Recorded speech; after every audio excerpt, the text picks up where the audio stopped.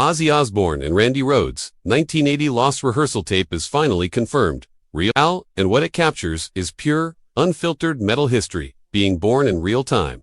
Ozzy Osbourne stood at the edge of a new decade in 1980.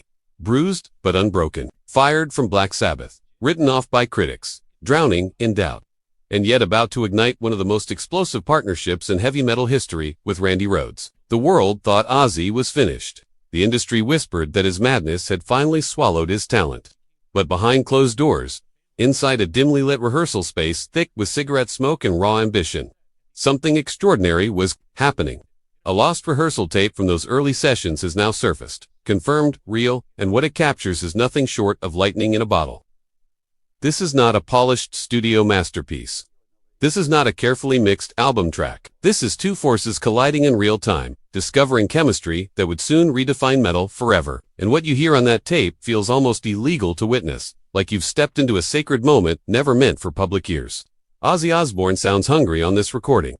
Not the cartoonish Prince of Darkness the media loves to caricature, but a man fighting for redemption. His voice cracks in places, then soars with desperate conviction. You can hear him testing melodies, pushing phrases, laughing between takes, throwing out wild ideas. It is chaotic. It is messy. It is alive. And then Randy Rhoads enters with that crystalline, razor-sharp guitar tone that would later become legendary. Even in a raw rehearsal setting, his precision slices through the air. His classical influence is unmistakable, yet there is fire behind every note. He is not simply playing riffs, he is sculpting a new identity for Ozzy's solo future. The tape reportedly captures early jam versions of songs that would eventually evolve into tracks on Blizzard of Ozz. But what makes it explosive is how different everything feels. The tempos shift unexpectedly. Solos stretch longer. Certain riffs are rougher, heavier, almost proto-thrash in energy. Randy experiments with harmonized runs that sound half-formed, yet breathtaking. Ozzy shouts out cues, sometimes offbeat, sometimes perfectly locked in. There is a sense of urgency, as if they both know this is their one shot to silence doubters. You can practically hear the birth of Crazy Train in embryonic form, the rhythmic pulse not yet finalized, but the skeleton, unmistakably there. What confirms the tape's authenticity is not just audio analysis, but the undeniable chemistry that matches documented accounts from those who were present during those early rehearsals. People who worked with Ozzy at the time always described Randy as disciplined, almost shy, yet fiercely confident when he picked up the guitar. That duality bleeds through this recording. Between riffs, his voice is soft, almost polite. The moment he plugs in, he transforms into a sonic architect. Ozzy feeds off that energy, pushing himself harder. This was not a hired gun scenario. This was a partnership forged in desperation and brilliance. Listening to the tape feels intimate, in a way studio albums rarely achieve. You hear the squeak of fingers sliding on strings. You hear the dull thud of someone adjusting equipment. There are moments when Ozzy bursts into laughter after missing a cue, and Randy responds with a playful flourish. These human details make the music feel three-dimensional. It is not mythology. It is two musicians building something from nothing. For decades, fans speculated about what those first rehearsals sounded like. Now, the mystery has a soundtrack. The historical weight of this discovery cannot be overstated. Randy Rhoads would tragically die in 1982, cutting short a career that many believe would have reshaped rock for generations. Because of that loss, every surviving scrap of audio becomes sacred. But this tape is more than a relic. It reveals evolution in motion. You can hear ideas forming that would later influence countless guitarists, the neoclassical runs, the dramatic minor key progressions, the dynamic contrast between delicate passages and explosive power chords. It is all there, raw and unfiltered. Ozzy, often underestimated as merely a charismatic frontman, demonstrates something powerful here as well. His instinct for melody is sharp. Even in rough form, he gravitates toward hooks that stick instantly. He experiments fearlessly, sometimes going too far, then pulling back. That push and pull between him and Randy creates sparks. It is almost confrontational at times, yet always productive. They challenge each other. They elevate each other. And that tension is audible in every second. Part of what makes this tape so compelling is knowing the stakes. Ozzy was rebuilding his life. Randy was stepping into a spotlight that could either elevate him to greatness or swallow him whole. Neither man could predict the cultural impact they were about to unleash. Yet in that rehearsal room, you hear belief. Not arrogance, not ego, but belief. It hums beneath the distortion. It vibrates in the silence between notes. For fans who grew up worshiping Blizzard of Ozz, this lost rehearsal feels like discovering a hidden chapter in a sacred text. It strips away the polish and exposes the DNA of songs that would become anthems. The riffs feel dangerous. The vocals feel vulnerable. The atmosphere feels electric. It is a reminder that greatness does not emerge fully formed. It is hammered out in rooms like this, through repetition, risk, and relentless passion. The jams grow tighter. You can sense ideas locking into place.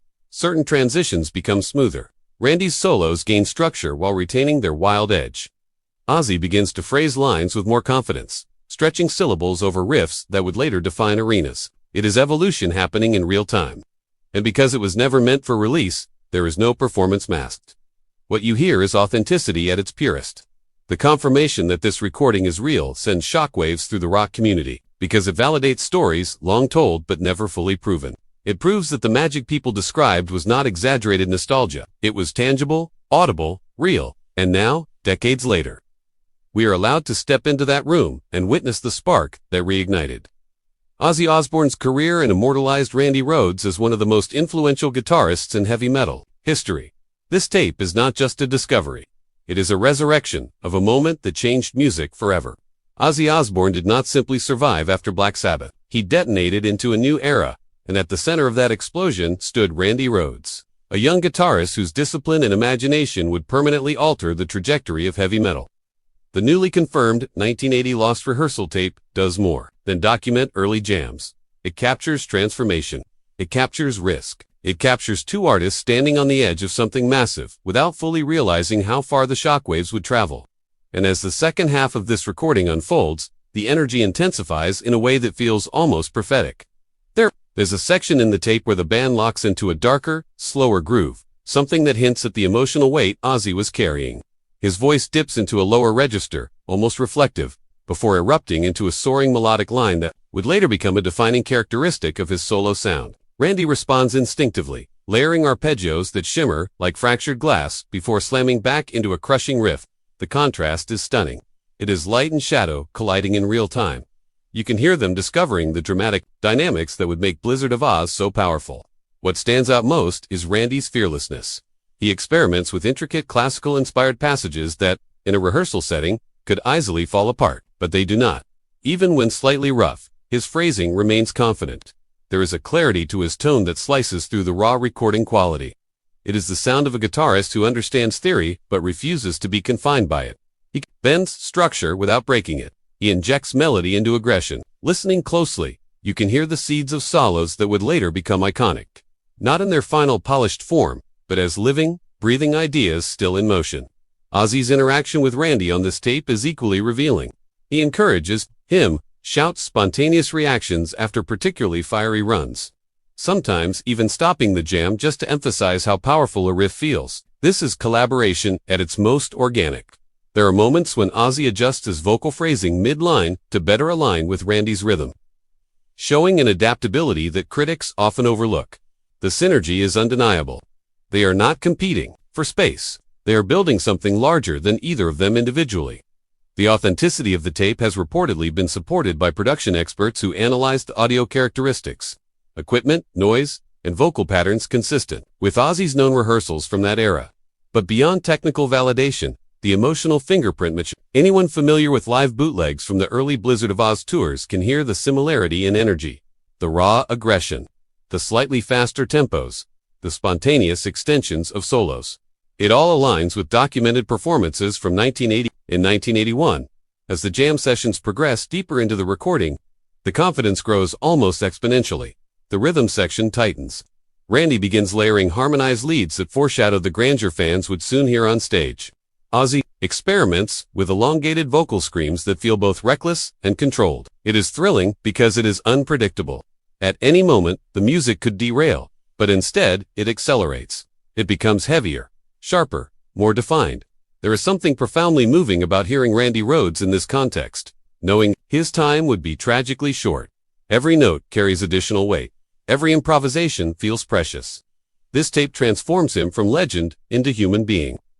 You hear the work behind the myth, the repetition, the trial and error, the subtle refinements. It demystifies greatness while simultaneously deepening respect for it. The rehearsal environment itself almost becomes a character in the story. the faint echo of the room, the slight distortion from overloaded equipment, the casual chatter between takes. These imperfections create intimacy. They remind listeners that history is not always made in grand arenas. Sometimes it is forged in cramped spaces with worn amplifiers and relentless determination. For Ozzy Osbourne, this tape is a testament to resilience.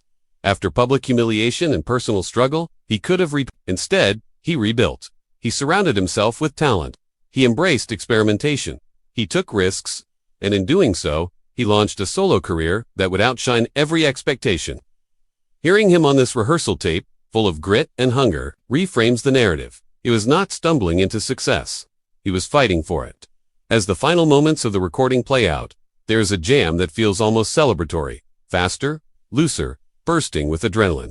Ozzy lets out an unrestrained laugh at the end, and Randy answers with a playful flourish that fades into feedback. It does not sound like an ending. It sounds like a beginning. And that is precisely what it was. The birth of a partnership that would leave an indelible mark on heavy metal. The confirmation of this lost rehearsal tape does more than excite collectors.